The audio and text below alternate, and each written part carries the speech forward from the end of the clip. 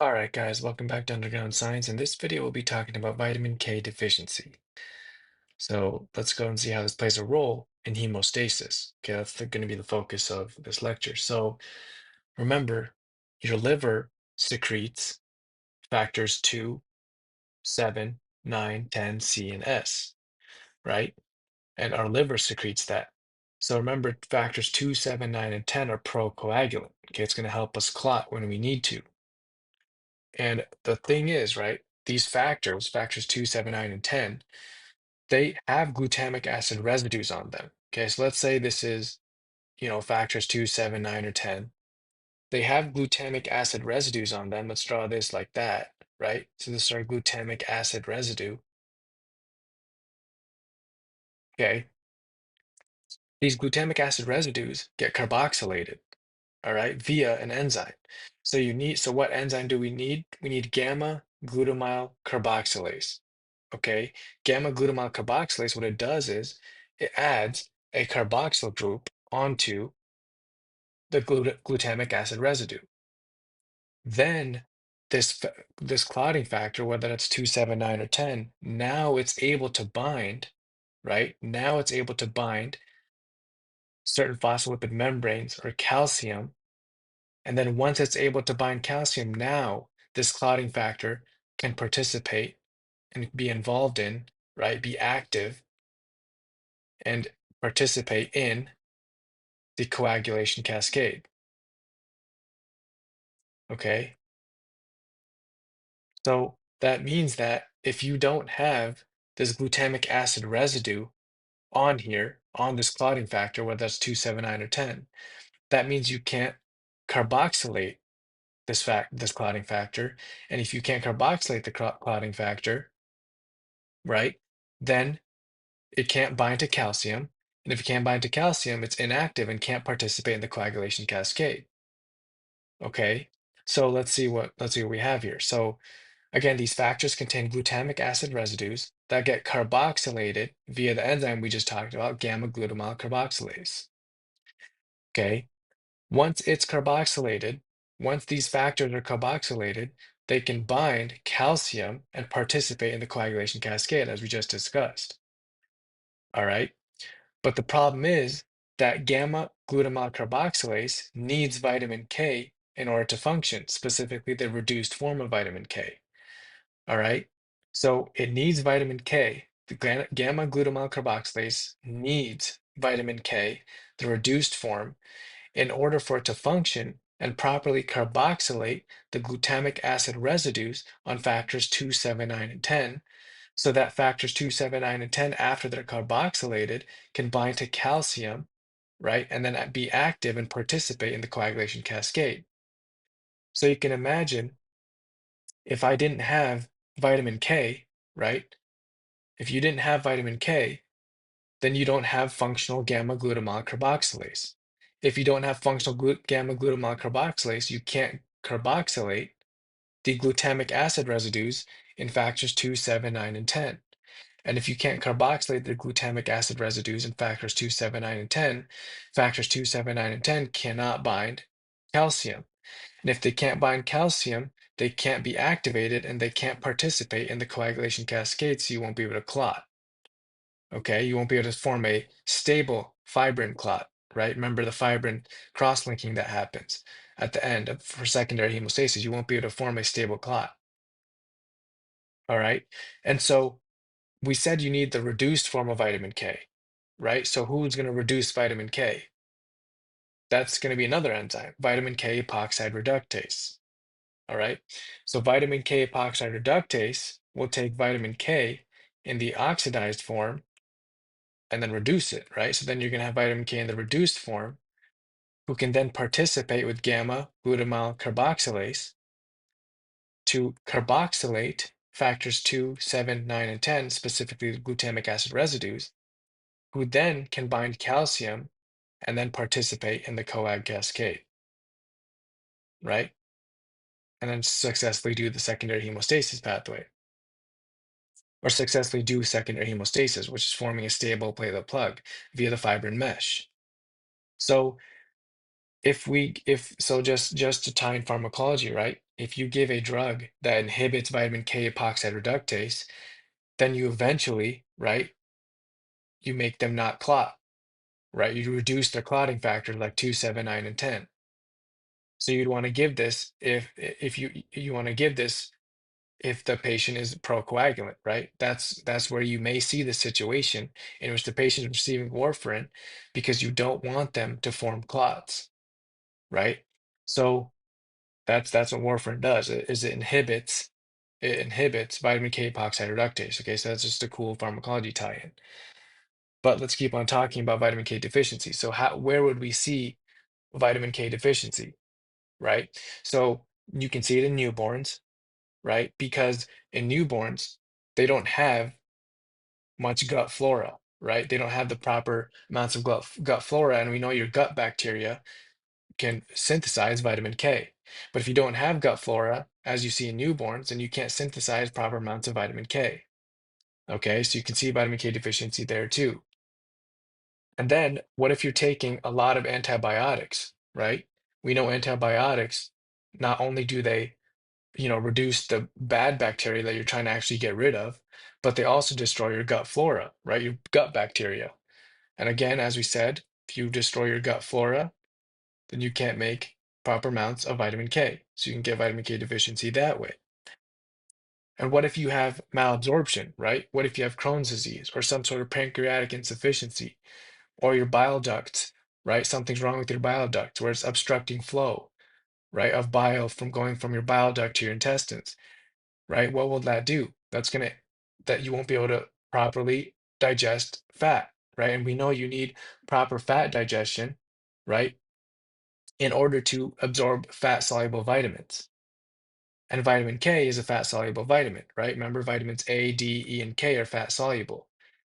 Okay, but if you can't properly digest fat because there's something wrong with your pancreas, right? So you can't have proper lipase secretion into your intestines, or something wrong with your bile tracts, right? Your bile ducts. So you can't properly dump bile into your intestines, and you need bile to break down fats. Or if you have something like cystic fibrosis, right? Not only does that affect your lungs, but it can also affect your bile ducts, your pancreatic ducts, right? And slow down flow there, make it more thick, so you can't really secrete proper enzymes right, into your intestines and proper amounts of bile into your intestines, or if you have Crohn's disease, right, so you can't absorb fat as well. Whatever the case may be, you get fat malabsorption, right? And then if you get fat malabsorption, then you can't absorb fat soluble vitamins, one of them being vitamin K. So you could see a vitamin K deficiency that way. All right. What if you had liver disease, right? Liver cirrhosis or liver disease. Remember, your liver is the one that's making these clotting factors. So if you have liver disease or cirrhosis or something like that, then you can't properly make clotting factors. Okay, so that can also lead to um low factors 2, 7, 9, and 10. All right, and remember, fat soluble vitamins, right? Like first of all, they're stored in your fat, right, your adipose tissue, but your liver can also store vitamin K. So not only is your liver storing vitamin K, it's also making your factors 2, 7, 9, and 10. So if you have liver disease or cirrhosis, right, then your liver can't properly secrete factors 2, 7, 9, and 10, and it can't properly store vitamin K. All right, so you can see vitamin K deficiency that way too, right? Because you won't be able to store vitamin K properly in your liver. But mainly liver disease, when we think about liver disease, in terms of hemostasis, we should immediately think about the fact that your liver is the one that makes 2, 7, 9, and 10. And if you have liver disease, it won't be properly making 2, 7, 9, and 10, right? Proper amounts of it. Okay, so if you had vitamin K deficiency, when we're talking about its relation to clotting factors and hemostasis, what types of labs would you see? So remember, your PTT, right, measures your intrinsic pathway, so 12, 11, 9, and 8. Okay, your PT measures your extrinsic pathway, like factors 3 and 7. Okay, now remember, we said your liver makes 2, 7, 9, and 10, right?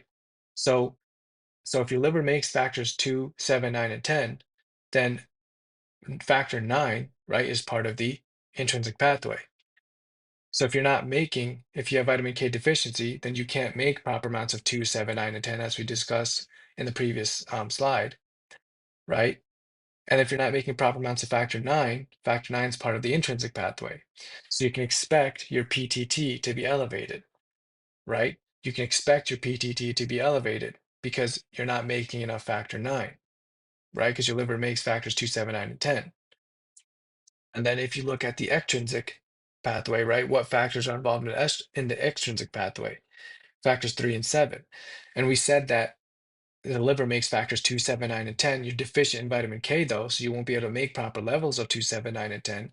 And factor 7 is one of them, right, which is part of the extrinsic pathway. So you can see the PT elevated too. Okay, so that's what we have here. PTT and PT would be elevated. Okay, but then the question is, why is your bleeding time normal? Remember, bleeding time is dependent on your platelets and von Willebrand factor. Those are functioning fine, right, in vitamin K deficiency. So you have normal platelets and von Willebrand factor. So your bleeding time would be normal. Okay. But so it once we but after discussing this, right, we need to also talk about if your bleeding time is normal, right? And we discussed the fact that your PTT and PT is elevated, then what findings would you see, right, in vitamin K deficiency? So so let's go down in here and say that, and then we'll do the treatment next. All right. So you would still see easy bruising, right? In vitamin K deficiency. And why would you see easy bruising? Because you can form a weak platelet plug, right? Because your platelets are fine and one von Willebrand factor is fine, right? Nothing wrong with that. But but after you form the weak platelet plug after primary hemostasis, remember you need to do secondary hemostasis, which is your coagulation factor involved in. And your coagulation factors are important for forming fibrin, right? Which then makes your weak platelet plug into a strong platelet plug. But the whole problem is you don't have enough factors 2, 7, 9, and 10, right? So your coagulation factors, you don't have enough coagulation factors to form proper amounts of fibrin. So you'll form weak platelet plugs because nothing's wrong with your platelets, but that weak platelet plug won't really stand, right? Won't really last long because it's weak. It doesn't have that fibrin mesh to make it strong. So you can still see bleeding, right? Easy bruising. You can still see things like, mucosal bleeding, like gingival bleeding. And you can't form a strong platelet plug. Okay. So your bleeding time may be normal, but you'll still get prolonged bleeding in general, right? Because you need that weak platelet plug to stop the bleeding, right? But then you also need that fibrin mesh over it to make it a strong platelet plug so it doesn't dislodge, right? And you start bleeding all over again. So, but you can't do that here because you don't have proper coagulation factors. So you'll still see bleeding symptoms, okay? So still see things like gingival bleeding, easy bruising, GI bleeding, hematuria, right? Things like that. So like GI bleeding, hematuria, because remember, you don't have a strong platelet plug, right? You don't have that fiber mesh. So forming that weak platelet plug will only help with the bleeding time, but that weak platelet plug won't last long. Okay, so you can see prolonged bleeding. All right. You can even see intracranial bleeding, which obviously can be really dangerous. So like intracranial hemorrhage, for example, and then even like bleeding after like trauma or surgery, right? It's a clue that you have a deficiency in your coagulation factors.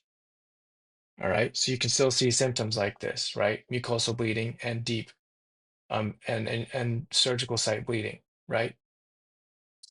But that's basically it, right? So that's what you would see in vitamin K deficiency, right? So just to review the lab findings, because that's how you're going to find out, right? What this is.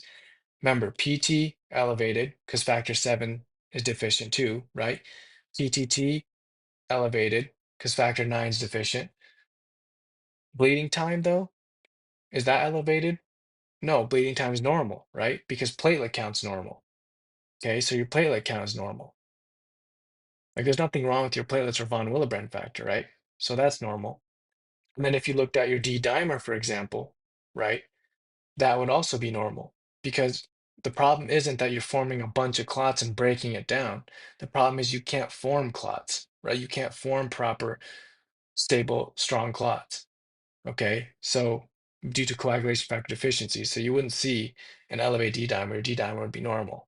All right, as compared to DIC, which we'll discuss in soon, right? In another video, where you would have elevated D-dimer because you're forming a bunch of clots and you're breaking those clots down.